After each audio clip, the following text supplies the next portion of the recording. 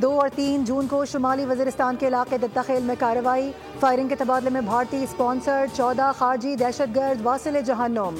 ISPR کے مطابق بھارتی پراکسی گروہ فتنہ الخوارج کے دہشت گردوں کی موجودگی کی اطلاع پر کارروائی کی گئی۔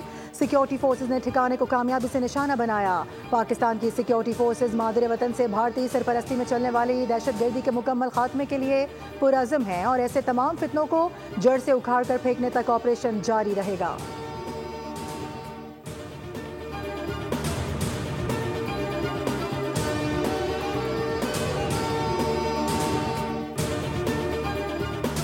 بھارت نیا معمول قائم کرنے کی کوشش کر رہا ہے جو کہ یک طرفہ اقدامات، طاقت کے استعمال اور استثناء پر مبنی ہے اور ایٹمی خطے میں ایک بڑے تنازع کو جنم دے سکتا ہے۔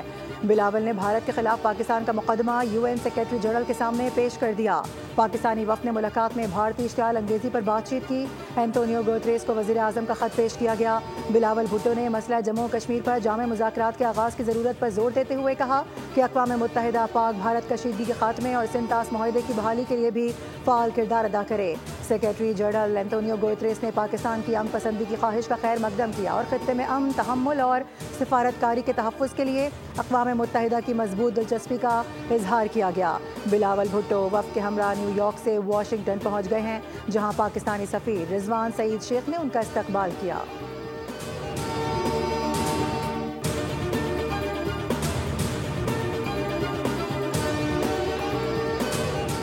بھارت کو پاکستان کے ہاتھوں عبرتناک شکست ملی ہے۔ مودی سرکار اپنے زخم چاٹ رہی ہے اور اب دھمکیاں دی جا رہی ہیں کہ پانی بند کر دیں گے۔ بھارت کے عزائم خاک میں ملانے کے لیے اب صوبوں کو ساتھ ملا کر پانی ذخیرہ کریں گے۔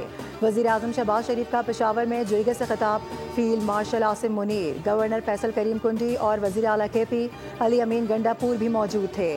شہباز شریف نے کہا کہ دشمن کی ہر ایک سازش کا چاروں صوبے مل کر بھرپور جواب دیں گے۔ KP آج بھی دہشت گردی کے خلاف فرنٹ لائن اسٹیٹ کا کردار ادا کر رہا ہے۔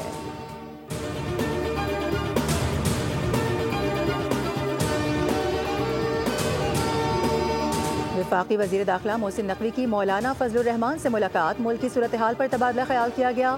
سربراہ JUI کی رہائش گاہ پر ہونے والی ملاقات میں پاک بھارت کشیدگی کے بعد خطے کی موجودہ صورتحال پر بھی بات چیت ہوئی۔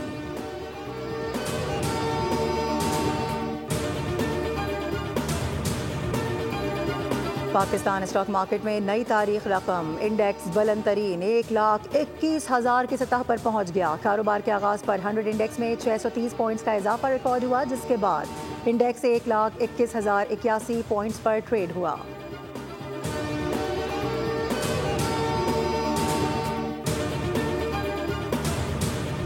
قومی اقتصادی کونسل کا اجلاس آج طلب کر لیا گیا۔ وزیر اعظم شہباز شریف کونسل اجلاس کی صدارت کریں گے۔ وفاق کے ساتھ صوبائی حکومتوں کے نمائندے شرکت کریں گے۔ قومی اقتصادی کونسل کے اجلاس میں بجٹ، معاشی شرح نمو اور مختلف سیکٹرز کے اہداف کی منظوری دی جائے گی۔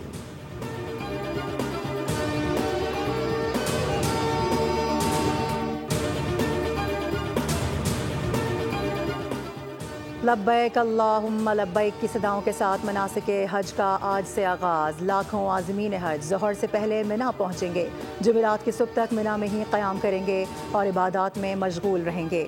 کل میدان عرفات میں حج کا رکن اعظم ادا کیا جائے گا۔ حجاج کرام دعاؤں، تلبیہ اور اذکار میں مشغول، روح پرور مناظر دلوں کو روشن اور ایمان کو تازہ کر رہے ہیں۔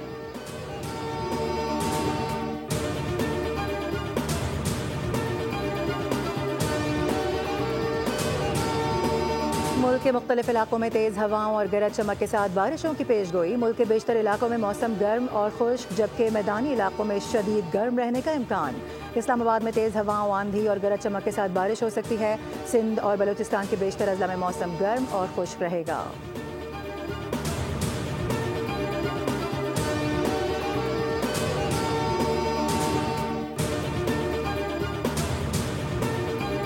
اور کراچی کے مختلف علاقے مسلسل زلزلوں کی زد میں ہیں۔ 1 سے 4 جون تک شہر میں 26 زلزلے رپورٹ ہو چکے۔ زلزلے کی زیادہ سے زیادہ شدت 3.5 ریکارڈ کی گئی۔ زلزلے کا سلسلہ آئندہ ہفتے تک جاری رہنے کا امکان ہے۔ زیادہ تر زلزلوں کا مرکز ملیل کے اطراف میں تھا۔